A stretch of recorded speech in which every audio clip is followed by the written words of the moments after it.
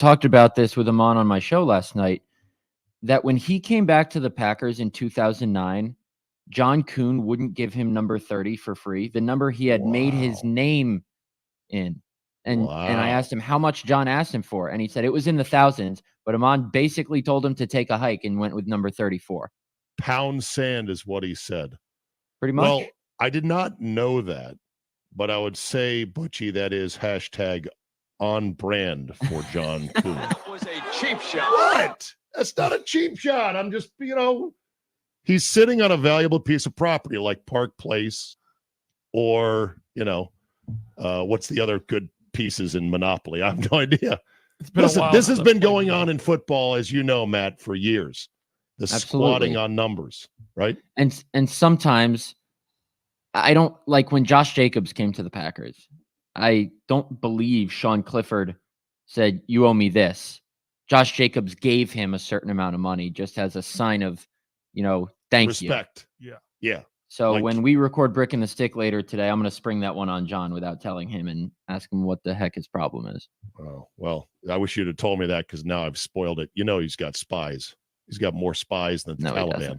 Yes, the way you want. They're going to get it back to him. I mean, I'll be quiet, but right now somebody's going to text him. Don't say it on live radio. Yeah, right. Okay, good. I'll just make sure not to say it on live radio. Too. Yeah. So didn't Caleb Williams get stiffed on his college number 13 with the Bears? Because who was sitting on Keenan Allen. Keenan Allen just came there 5 minutes ago, and he's like, oh, sorry, I got this jersey already. So he's going with 18. This is going on for a long time. The most famous case was with the Redskins when Clinton Portis negotiated 26 off of Ifeanyi Ohalete and promised him like $35,000 and then stiffed him, paid him $5,000 and stopped paying him. Ohalete took him to court and won. Oh my God. Yeah, it took several years. Ohalete was long since out of the league. Portis was in his final year, and the court was like, yeah, you owe him the money.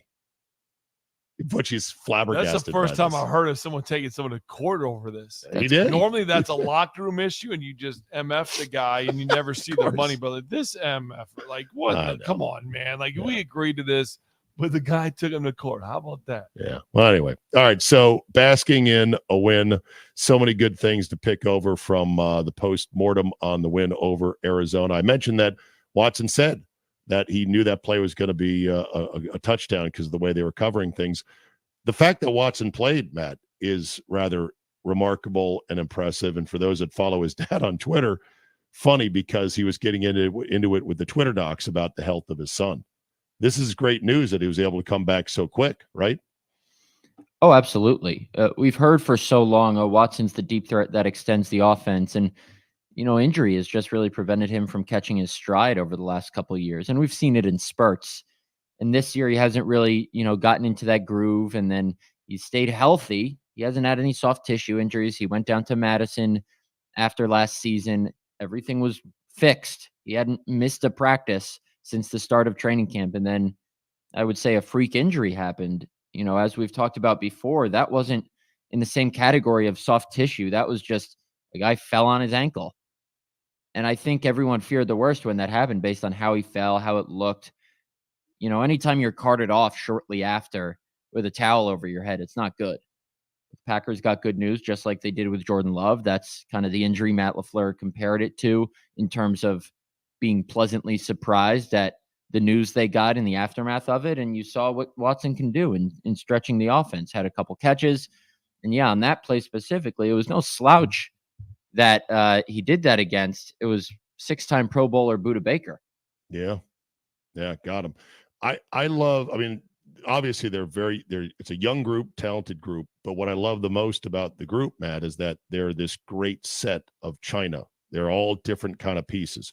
Watson's the lid lifter. Wicks is the separation king off the line of scrimmage. Dobbs has the best hands, high point of the team. And then Reed is your all-purpose Deebo Samuel knockoff whip-whap guy. They work so great as a set of four. Deebo Samuel knockoff? Well, is that an insult?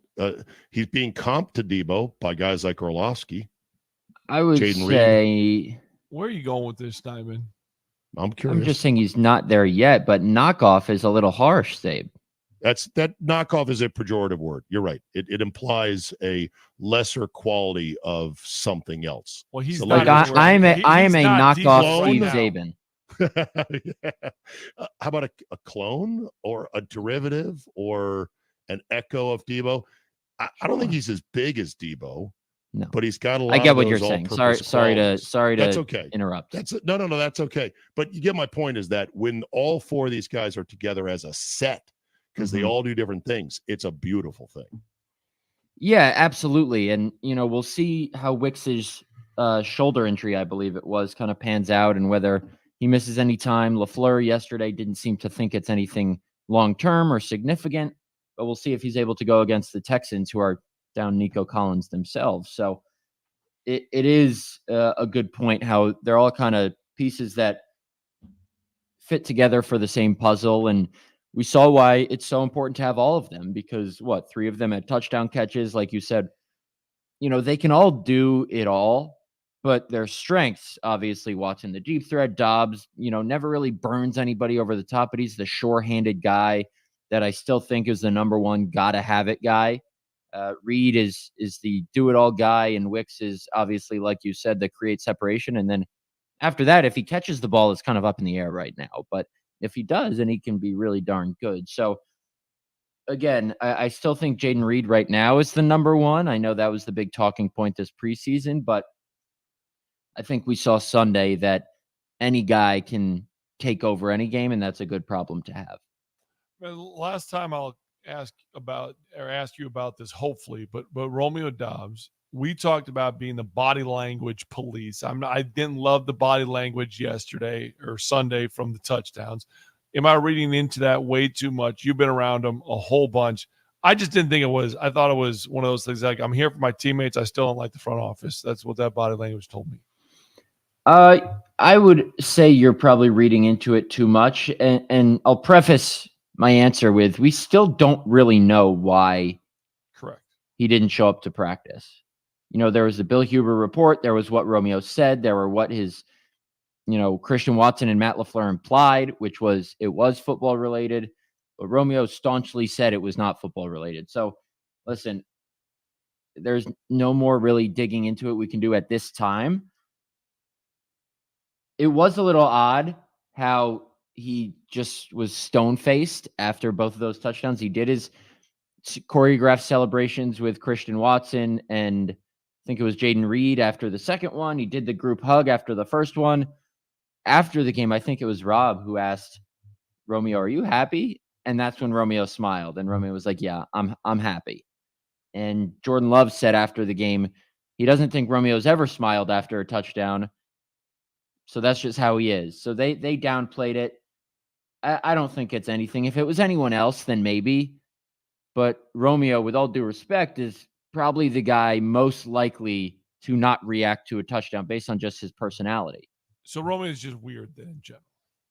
No, we can't say weird. Said? Not weird. Weird is no. Strike that from the record. He's an interesting cat. Yeah, I wouldn't say weird because that implies that it has a negative connotation. Yeah, weird. It's weird. To me, weird's not bad. People say I'm weird all the time, so I don't take much offense to weird. Like, it is what it is. Interesting cat. Okay, perfect. Introverted, different. Introvert was the word I was looking for. So right. More than weird. Like there was one touchdown though against the Bears last year in which he did get up and was very demonstrative. I saw that clip. Shook free. So he has been before. Yeah. So I don't read too much into it, but Butch is serving with the body language police, and so I would like to know at some point what really happened, because if it was a non-football thing, if it was a family thing, teams usually give players, Matt, a lot of leeway on that stuff. Yes. If you just called. That's the thing here is if they say went to Romeo's house after he didn't show up, and then they're like, "What are you doing?" and he gave them no explanation, then they can suspend him. So maybe they just suspended him because he skipped practice without explanation and then wouldn't really tell them why. Right. Maybe he's a guy who would do that. But you would think if they were like, "We're going to suspend you," and he was like, no, wait, it was a family matter. I'm going through some stuff. They wouldn't have suspended him. But he did say that he regretted how he went about it because he didn't communicate as well. So does he mean maybe this was a follow-up we should have asked, but does he mean communicating before he skipped practice or explaining to them why he skipped practice after the fact? I'm not exactly sure. Yeah. Give me your 6 games in review of the Jeff Hafley defense. Yeah, really good against the teams that it should be really good against. It's obviously not so had good some against the better teams like Minnesota that raced out to a big lead. Minnesota and Philly, Philly, and yeah. they've had some cracks. Philly, we can kind of excuse because it was week 1. That's kind of always a wash. Guys were slipping all over that field, but Minnesota's second half was really good. This is an interesting point that I was discussing with some colleagues the other day. The turnovers are great. The takeaways are great. 18 all last season, 17 already this season.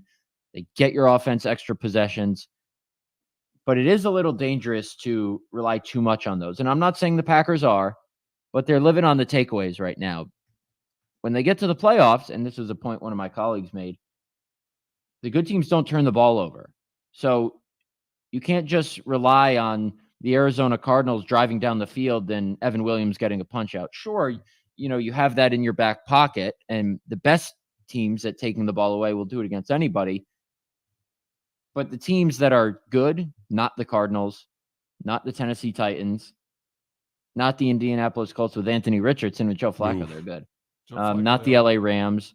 You're not going to be able to just come up with these when you need one in the snap of a finger. But right now, I would say Jeff Hafley defense is doing what it has to. The pass rush can be better, but at the same time, for half of their games, they've had this, strategy up front to keep these mobile quarterbacks in the pocket.